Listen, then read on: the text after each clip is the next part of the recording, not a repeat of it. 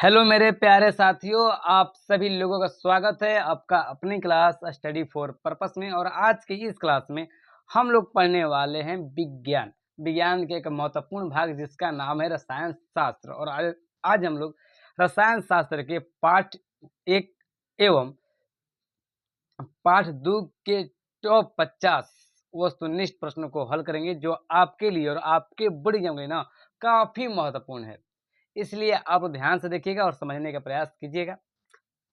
हमें विश्वास है कि आप लोग अंत तक देखिएगा जी।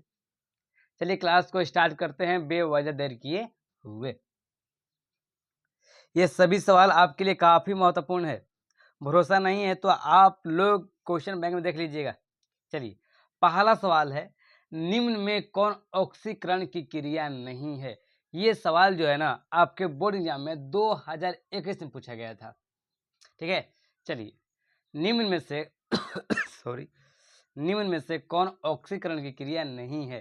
दहन, श्वसन, भोजन का पचना और डी है अवक्षेपण। क्या है जी? अवक्षेपण। सिर्फ आप लोग देखते रहिए, ठीक ना। बता दीजिए इसका आंसर क्या हो जाएगा। निम्न में से कौन ऑक्सीकरण क्रिया नहीं है, वो क्या हुआ जी? अवक्षेपण। ऑप्शन नंबर डी क्या होगा, वो बिल्कुल सही होगा जी। चलिए अगला प्रश्न, प्रश्न नंबर 2 क्या है जी?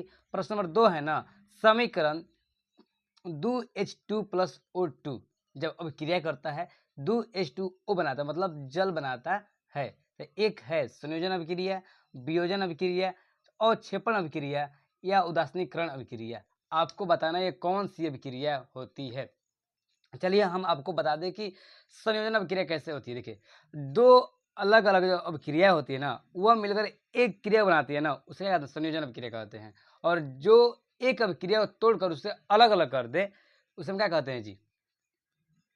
उसे हम वियोजन अभिक्रिया कहते हैं। पर यहाँ पर दो अभिक्रिया हैं, H और O2। अब क्रिया करके सिर्फ एक बनाते हैं ना जी, तो उसे क्या कहते हैं? संयोजन अभिक्रिया। इसका ऑप्शन क्या हो जाएगा? Option number A.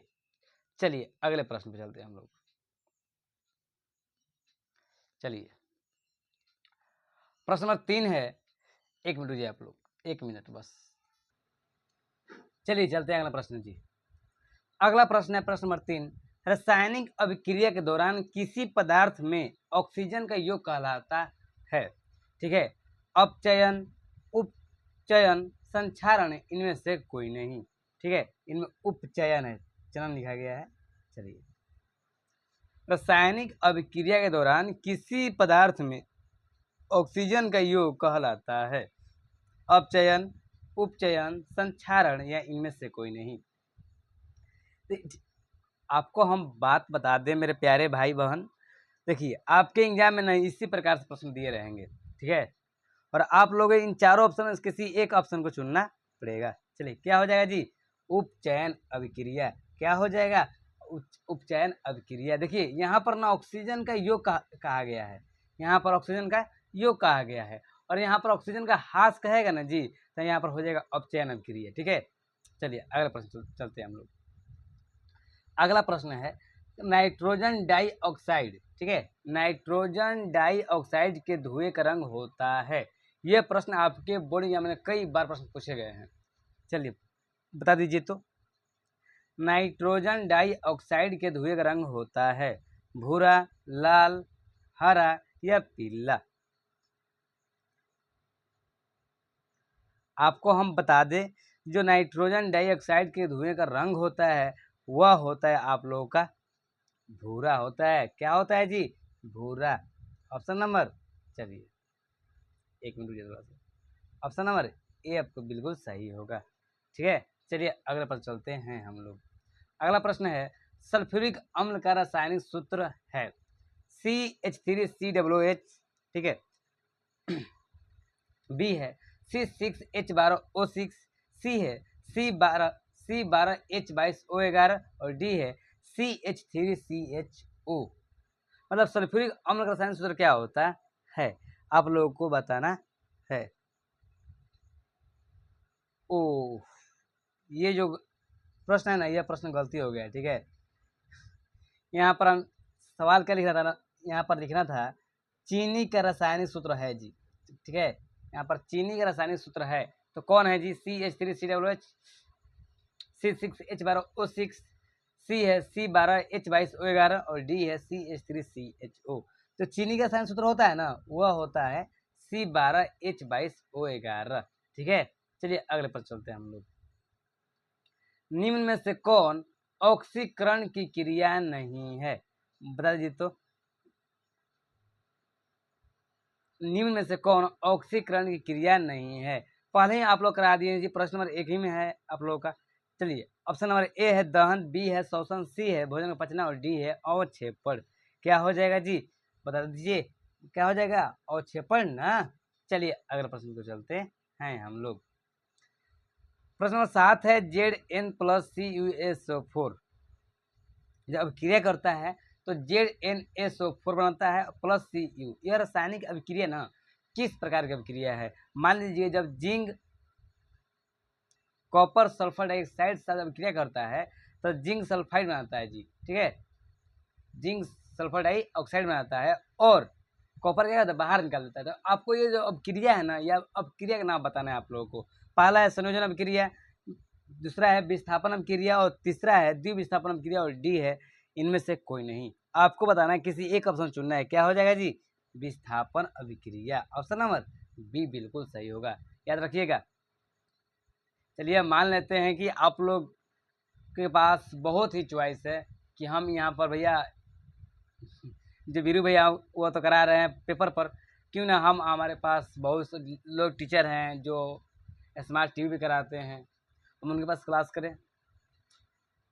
तो हम आपसे ये कहना चाहते हैं कि जो भी कैसे भी क्लास कर लीजिए, पर क्लास कर लीजिए आप, ठीक है, कैसे भी पढ़िए। जो हमारे पास सुविधा है ना, हम उस सुविधा को आपके सामने रख रहे हैं।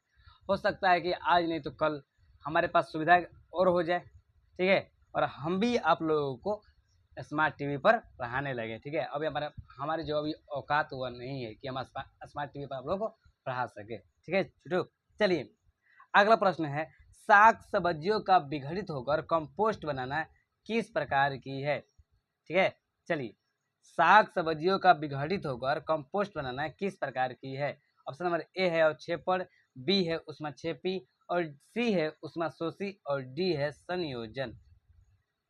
आपको हम बता देंगे जो सभी सवाल है ना, ये सभी सवाल आपके लिए काफी महत्वपूर्ण है। ठीक है, आप ये मत समझिएगा कि बीरू भैया जो है पेपर पे मतलब करवा रहे हैं, मतलब इनका गलत जवाब, इनका क्वेश्चन लड़ेगा नहीं, ऐसा बात नहीं है। हम वही सवाल करा रहे हैं जो बोर्ड एग्जाम में दिए गए प्रश्न हैं। चलिए, साग सब्जियों का विघटित होकर कंपोस्ट बनाना किस प्रकार की अभिक्रिया है। आपको हम बता दें कि यह एक ऊष्माक्षेपी अभिक्रिया है। क्या है जी, ऊष्माक्षेपी अभिक्रिया है। जो ऑप्शन नंबर बी है ये बिल्कुल सही होगा। चलिए ठीक है, चलिए अगला जो प्रश्न है, प्रश्न नंबर 9, CuO मतलब कॉपर ऑक्साइड जब हाइड्रोजन मतलब एस से अभिक्रिया करता है तो कॉपर और जल बनाता है, तो ये किस प्रकार की अभिक्रिया है। जो ऑप्शन नंबर ए है ना, यह उपचयन अभिक्रिया। क्या है जी, उपचयन अभिक्रिया है। जो बी है ना, यह है अपचयन अभिक्रिया। क्या है जी, अपचयन अभिक्रिया। और सी है, यह है उदासीनीकरण अभिक्रिया। क्या है जी, उदासीनीकरण अभिक्रिया। और जो डी है ना, वह है रेडॉक्स अभिक्रिया। क्या है जी, रेडॉक्स अभिक्रिया। तो आपको बताना है जब कॉपर ऑक्साइड हाइड्रोजन से अभिक्रिया करता है तो कॉपर और जल बनाता है, तो किस प्रकार की अभिक्रिया भैया। तो किस प्रकार की अभिक्रिया है जी, यह एक रिडॉक्स अभिक्रिया है। ठीक है, चलिए अब चलते हैं हम प्रश्न नंबर 10 पर। चलिए प्रश्न नंबर 10 है, सिल्वर आयोडाइड का रंग कैसा होता है, सफेद, पीला, लाल, हरा। बता दीजिए तो, सिल्वर आयोडाइड का रंग कैसा होता है। आप लोगों को बताना है ये सवाल का सवाल। एक मिनट रुकिए थोड़ा सा।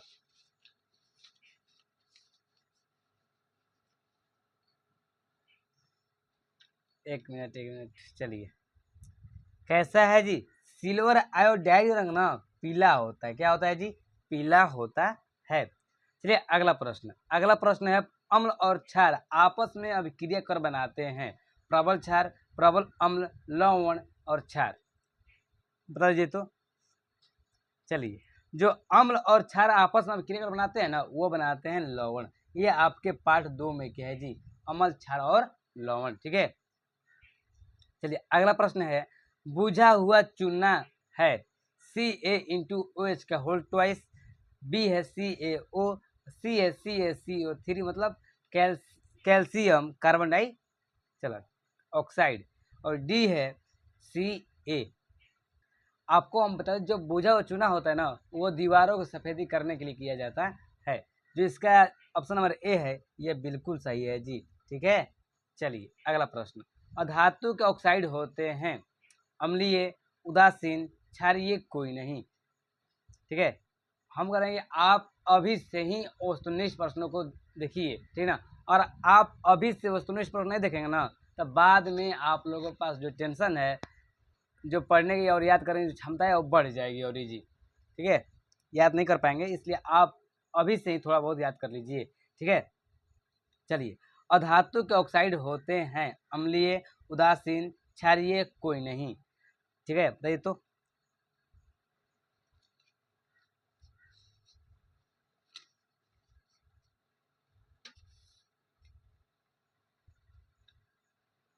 अधातु के जो ऑक्साइड होते हैं वो क्या होता है जी, अम्लीय ना। चलिए, क्या होता है जी, अम्लीय। ऑप्शन नंबर ए होगा सही। चलिए अगला प्रश्न, निम्नलिखित में प्राकृतिक सूचक है हल्दी, मिथिल ऑरेंज, फिनॉल पथलीन, और डी है इनलॉन। तो बता दीजिए निम्न में कौन प्राकृतिक सूचक है। तो प्राकृतिक जो सूचक है ना, वह है आप लोगों का हल्दी। ऑप्शन नंबर ए होगा। चलिए अगला प्रश्न, अब थोड़ा तेज चलते हैं हम लोग। ठीक है, प्रश्न 15 देखते हैं जी। प्रश्न 15 है ना, जिंक तथा सल्फ्यूरिक अम्ल के बीच अभिक्रिया से निम्नलिखित में से कौन सी गैस बाहर निकलती है। ऑप्शन नंबर है O2, बी है CO2, और डी है H2, और डी है N2। आपको हम बता दें, जिंक तथा सल्फ्यूरिक अम्ल के बीच की अभिक्रिया से ना हाइड्रोजन बाहर निकलता है, मतलब H2 बाहर निकलता है। चलिए अगला प्रश्न, निम्न में से किस विलयन का उपयोग दीवारों के सफेदी करने के लिए किया जाता है। हम आप लोगों को लगल ही बताएं, बुझा हुआ चूना को उपयोग किया जाता है, और बुझा हुआ चूना का रसायन सूत्र होता है Ca*OH का whole twice. Option number b होगा बिल्कुल सही आंसर जी। चलिए अगले प्रश्न, जब लिटमस विलयन ना हो तो देखो, जब लिटमस विलयन ना तो अम्लीय हो ना तो क्षारीय हो, तब इस विलयन रंग कैसा होता है। तब इस विलयन का रंग कैसा होता है। तो कैसा होता है जी, बैंगनी होता है। कैसा होता है, बैंगनी होता है। चलिए चलते हैं प्रश्न नंबर 18 को देखते हैं जी। प्रश्न नंबर 18 है, NaOH है, मतलब NaOH क्या है, मतलब सोडियम हाइड्रोक्साइड क्या है जी, सोडियम हाइड्रोक्साइड ना क्षार है। क्या है, क्षार है। ऑप्शन नंबर बी बिल्कुल सही आंसर होगा। चलिए अगला प्रश्न देखते हैं जी। अगला प्रश्न क्या है, अगला प्रश्न है, सोडियम कार्बोनेट के जलीय घोल में मिथाइल ऑरेंज का घोल मिलाने पर घोल का रंग परिवर्तित होकर कैसा हो जाता है। ऑप्शन नंबर ए है पीला, बी है लाल, और सी है हरा, और डी है नीला। आपको हम बता दें कि ये जो सवाल है, ये सवाल आपके लिए काफी महत्वपूर्ण है। ठीक है ना, जो इसका आंसर होगा ना, ये आंसर होगा ऑप्शन नंबर ए, पीला हो जाएगा। ठीक है, चलिए अब चलते हैं हम लोग अगले प्रश्न नंबर 20 पर। चलिए चलते हैं प्रश्न 20 पर जी। प्रश्न 20 क्या है, प्रश्न 20 है ना, लिटमस विलयन बैंगनी रंजक होता है जिसे निकाला जाता है। क्या निकाला जाता है जी, लिटमस विलयन बैंगनी रंजक होता है जिसे निकाला जाता है लाइकेन, लाल पत्ता गोभी, सी है हल्दी, और डी है पिटूनिया फूल। ये जो प्रश्न है, यह आपके बोर्ड परीक्षा में काफी बार पूछा गया है जी। ठीक है, चलिए, और विश्वास नहीं है ना, तो आप लोग क्वेश्चन बैंक निकाल देख लीजिए। जो इसका सही आंसर होगा ना, क्या निकाला जाए जी, लाइकेन। Option number A. चलिए अगला प्रश्न, निम्नलिखित में कौन संक्षारक अम्ल है। पहला है मेथनोइक अम्ल, बी है सल्फ्यूरिक अम्ल, सी है एथेनोइक अम्ल, और डी है इनमें से कोई नहीं। निम्नलिखित में कौन संक्षारक अम्ल है। पहला है मिथनोइक अम्ल, बी है सल्फ्यूरिक अम्ल, और सी है एथेनोइक अम्ल, और डी है इनमें से कोई नहीं। तो आप बता दीजिए कौन होगा जी, इनमें होगा क्या, सल्फ्यूरिक अम्ल। ऑप्शन नंबर बी बिल्कुल सही होगा। चलिए, बैटरी अम्ल है सांद्र HCl, सांद्र HNO3, सांद्र H2SO4 और डी है नॉन। बता दीजिए बैटरी अम्ल है सांद्र HCl, सांद्र HNO3, सांद्र H2SO4 और डी है नॉन। बताइए बैटरी कौन सा अम्ल है जी? चलिए क्या पाया जी? सांद्र H2SO4। चलिए अगला प्रश्न देखते हैं जी। अगला प्रश्न क्या है? अगला प्रश्न है निम्नलिखित में किसके कारण अम्ल वर्षा होती है? मतलब कार्बन डाइऑक्साइड नहीं, कार्बन डाइऑक्साइड और SO2 sulphide oxide CO, carbon oxide और डी है क्लोरीन। किसके कारण होता है जी? सल्फाइड ऑक्साइड न जी। चलिए SO2 के कारण अम्ल वर्षा होती है। चलिए अम्लीय विलयन का pH मान होता है। तो प्रश्न 24 है क्या है जी? अम्लीय विलयन का pH मान होता है 7, 7 से कम, 7 से अधिक, कोई नहीं। आपको हम बता दें कि अम्लीय विलयन जो pH मान होता है ना वो 7 से कम होता है। क्या होता है जी? 7 से कम होता है। चलिए अगले प्रश्न चलते हैं जी। किसी भी उदासीन विलयन का pH मान होता है। आपको हम बता दें उदासीन विलयन का pH मान ना 7 होता है। क्या होता है जी? 7 होता है। याद कर लीजिएगा आप लोग, ठीक है। चलिए इस प्रकार से आप लोग रोज वस्तुनिष्ठ प्रश्न कराते रहेंगे अब, ठीक है। चलिए रोज 20 मिनट के 25 मिनट की क्लास होता रहेगा, आप लोग बस देखते जाइए। मिल्क ऑफ मैग्नीशिया का pH मान होता है 4, 3, 7 या 10.5। तो मिल्क ऑफ मैग्नीशिया का pH मान कितना होता है? 10.5। चलिए अगला प्रश्न NaOH है। ये सवाल हम पिछले बार किए हैं जी। NaOH क्या है जी? NaOH क्षार है ना। चलिए अगला प्रश्न जी। अगला प्रश्न हम लोग का दही में कौन सा अम्ल पाया जाता है? ठीक ना, टैट्रिक अम्ल, फॉर्मिक अम्ल, लैक्टिक अम्ल या एसिटिक अम्ल। आपको हम बता दें कि दही में कौन सा अम्ल पाया जाता है जी? लैक्टिक अम्ल। चलिए अगला प्रश्न है टूथपेस्ट कैसा होता है? ठीक है, अगला प्रश्न क्या है जी? टूथपेस्ट होता है जिससे हम ब्रश करते हैं सुबह सुबह, जिसके कारण हम मुंह धोते हैं, वो कैसा है बताइए? अम्लीय होता है, क्षारीय होता है, उदासीन होता है, इनमें से कोई नहीं होता है। तो टूथपेस्ट होता है ना वो क्या होता है? क्षारीय होता है, ठीक है। और जो प्रश्न 29 है ये अच्छे से नहीं छापे हैं, जो मतलब टू को अच्छे से नहीं किए हैं, तो इस सवाल छोड़ देते हैं, ठीक है। चलते हैं हम लोग अगले प्रश्न, प्रश्न नंबर 31 पर क्या है जी। चलिए अब चलते हैं प्रश्न नंबर 31। प्रश्न नंबर 31 क्या है जी? प्रश्न नंबर 31 है ना, चींटी के डंग में कौन सा अम्ल पाया जाता है? तो बता दीजिए चींटी के जो चींटी होती है ना हमारे घर पर, इनके डंग में कौन सा अम्ल पाया जाता है? इथेनोइक अम्ल, सिट्रिक अम्ल, मिथेनोइक अम्ल और ऑक्जेलिक अम्ल। बता दीजिए कौन सा अम्ल पाया जाता है जी?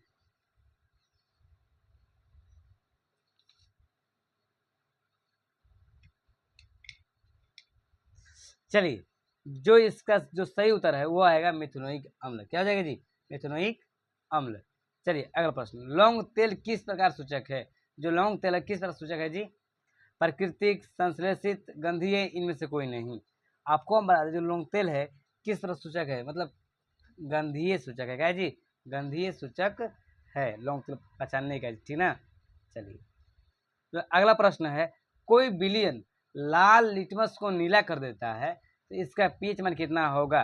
बताइए ऑप्शन नंबर ए है 7, बी है 10, सी है 5 और डी है 8। तो बता दीजिए क्या हो जाए जी? कोई विलयन लाल लिटमस को नीला कर देता है ना, उसका pH मान कितना होता है? 10 हो जाता है। चलिए अगला प्रश्न, ठीक ना, मतलब 7 से अधिक होते हैं, ठीक है।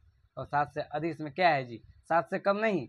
कोई विलयन ना लाल लिटमस को नीला कर देता है ना, वो 7 से अधिक होता है। और वहीं कोई विलयन नीला लिटमस को लाल कर देता है उसका 7 से कम होता है। चलिए अगला प्रश्न जी। अगला प्रश्न है प्लास्टर ऑफ पेरिस का रासायनिक सूत्र क्या है? ये जो सवाल है ना, ये सवाल आपके लिए काफ़ी महत्वपूर्ण है, ठीक है। जो प्लास्टर ऑफ पेरिस है का रासायनिक सूत्र क्या होता है? CaSO4 इन गुना 5H2O, मतलब इंटू का क्या है? 5H2O। और बी है CaSO4 इंटू 1/2H2O। और सी है CaSO4 इंटू 2H2O। और डी है CaSO4 इंटू H2O। जो प्लास्टर ऑफ पेरिस रासायनिक सूत्र होता है ना, वह होता है CaSO4 का हाफ होता है H2O। चलिए अगले प्रश्न पर, जल में घुलनशील भस्म कहलाता है अम्ल, क्षार, लवण, इनमें से कोई नहीं। क्या कहते हैं? क्षार न जी। चलिए अगला प्रश्न, धोबिया सोडा का रसायन सूत्र क्या होता है?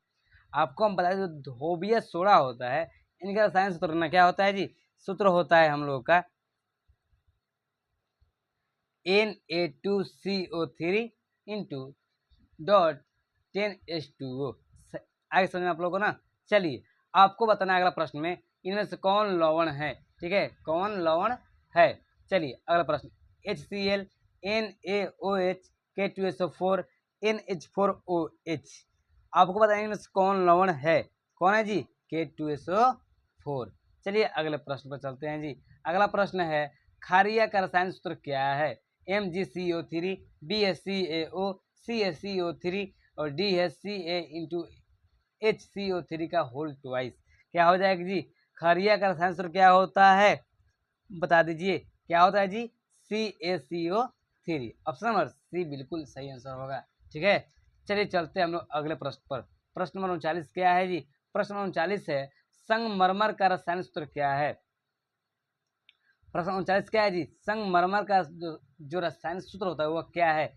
CaCO3 होता है, बी है Mg इंटू HCO3 का होल ट्वाइस, जो सी होता है वह होता है Ca इंटू HCO3 का होल ट्वाइस, और डी जो होता है MgCO3 का होल ट्वाइस होता है। बता दीजिए आप लोग, संगमरमर का जो रसायन सूत्र होता है ना वह होता है CaCO3। ऑप्शन नंबर ए बिल्कुल सही उत्तर होगा। चलिए अगला प्रश्न, नीला थोथा का रासायनिक सूत्र है, बता दीजिए नीला थोथा का रासायनिक सूत्र है। चलिए हम आपको बता दे रहे हैं, जो नीला थोथा का रासायनिक सूत्र होता है ना वह होता है CuSO4 5H2O। चलिए अगले प्रश्न पर चलते हैं जी। अगला प्रश्न क्या है? अगला प्रश्न है, निम्नलिखित में कौन विजातीय यौगिक है, ठीक है, इनमें से कौन विजातीय यौगिक है? ऑप्शन नंबर ए है चूना पत्थर, बी है खरिया और सी है संगमरमर और डी है प्लास्टर ऑफ पेरिस। ठीक है, यहाँ पर तो नहीं लिख पाए हैं। हाँ, चलिए प्लास्टर ऑफ पेरिस है, तो क्या हो जाएगा जी? कौन विजातीय यौगिक है? Plaster of Paris. चलते हैं हम लोग अब अगले प्रश्न पर। जादू तेरे मेरे दिल से ऐसे ना तेरे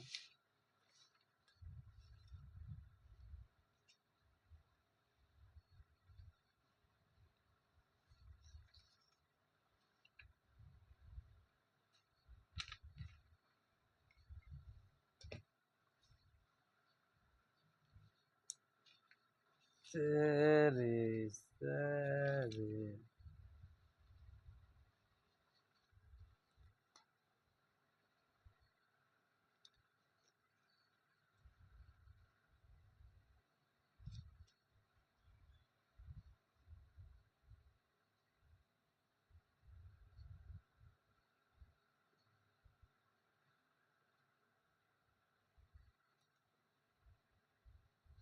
चलिए अगला प्रश्न जी। अगला प्रश्न है, बेकिंग सोडा का रसायन सूत्र है NaHCO3, बी है NaOH, सी है Na2CO3 और डी है KOH। बता दीजिए बेकिंग सोडा का रसायन सूत्र क्या होता है?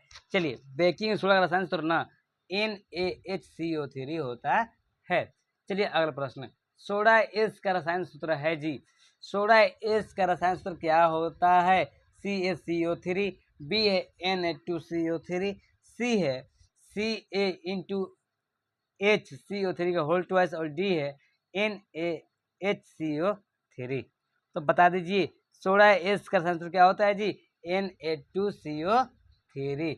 ऑप्शन नंबर बी बिल्कुल सही होगा। ये सवाल तो आप लोग बता ही देंगे, क्योंकि इस सवाल को हम पिछले बार ही कराए हैं जी, लगभग फिलहाल ही कराया था। प्रश्न नंबर 41 में, निम्नलिखित में कौन विजातीय यौगिक है? चूना पत्थर, प्लास्टर ऑफ पेरिस, संगमरमर और खड़िया। क्या हो जाएगा जी? Plaster of Paris. चलिए चलते हैं हम लोग अगले प्रश्न जी। जल का पीएच मान होता है, जल जो पीएच मान होता है वो कितना होता है जी? साथ होता है। चलिए अगला प्रश्न देखते हैं जी। अगला प्रश्न है, एक छात्र जांच प्रणाली में लिए गए सोडियम बाइकार्बोनेट, ठीक है, यहाँ पर नहीं छापे हैं, जो क्या बात की जाए, बाइकार्बोनेट के तनु विलयन में सार्वभौम सूचक की कुछ बूंदे मिलते हैं, तो निम्नलिखित में वो कौन सा रंग होगा बताइए तो? नीला, हरा, नारंगी, पीला। तो क्या हो जाएगा जी? हरा ना। चलिए अगला प्रश्न देखते हैं जी। अगला प्रश्न है, सोडियम कार्बोनेट के जलीय घोल में मिथाइल ऑरेंज का घोल मिलाने पर घोल का रंग परिवर्तित होकर कैसा हो जाता है? तो कैसा हो जाता है जी? पीला। ठीक है, याद रखिएगा आप लोग। सोडियम कार्बोनेट के जलीय घोल में मिथाइल ऑरेंज मिला देने से कैसा हो जाता है? वो रंग पीला हो जाता है। चलिए अगले प्रश्न देखते हैं जी। अगला प्रश्न हम लोग का है, जिंक तथा सल्फ्यूरिक अम्ल के बीच कौन सी क्रिया गैस निकलती है? ये सवाल हम करा चुके हैं जी, हाइड्रोजन होगा। चलिए, अधातु के ऑक्साइड होते हैं, ये भी सवाल करा दिया है जी, अम्लीय होगा। चलिए, इनमें कौन सा क्षारीय ऑक्साइड है? SO2, NO2, P2O5 और D है Na2O। क्या हो जाएगा? Na2O। तो इस प्रकार से हम लोग टोटल आज 50 प्रश्न कर चुके हैं। ठीक है, जितने प्रश्न किए हैं सभी प्रश्न आपके लिए काफ़ी महत्वपूर्ण है। तो चलिए आज के लिए इतना ही, अब मिलते हैं हम लोग अगले क्लास में। ठीक है, चलिए बाय।